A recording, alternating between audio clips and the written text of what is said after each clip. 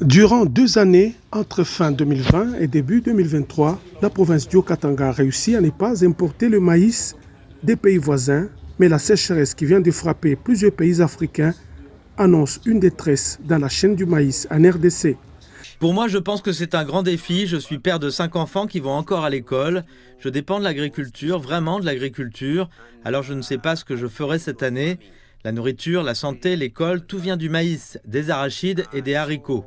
C'est ainsi que le gouverneur du Haut-Katanga a pris les devants à Dodoma, la capitale de la République unie de Tanzanie, pays exportateur de maïs et d'autres produits vivriers. Jacques Ablakatoué a rencontré le ministre de l'Agriculture, Hussein Baché, pour obtenir un partenariat d'achat pour des entrepreneurs au Katangais. Et aussitôt, la signature de ce contrat d'achat de 500 000 tonnes de maïs à un prix abordable est intervenue ce mardi 21 mai 2024 entre une société congolaise basée à Lubumbashi et le directeur général de l'Agence nationale des réserves alimentaires, Andrew Komba, aux côtés du secrétaire permanent du ministère de l'Agriculture, Gérard Moueli.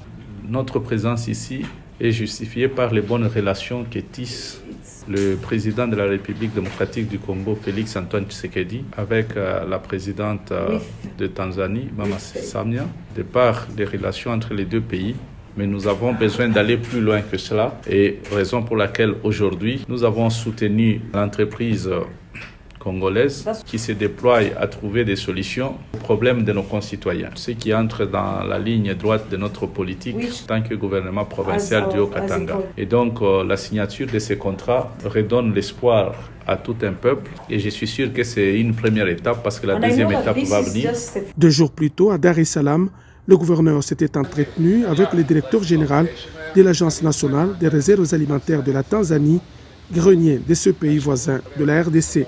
Entre-temps, le gouvernement provincial du Haut-Katanga renforce ses mesures d'accompagnement des fermiers et des producteurs locaux de maïs en vue de parvenir à l'autosuffisance alimentaire, objectif poursuivi depuis la table ronde sur l'agriculture de septembre 2019.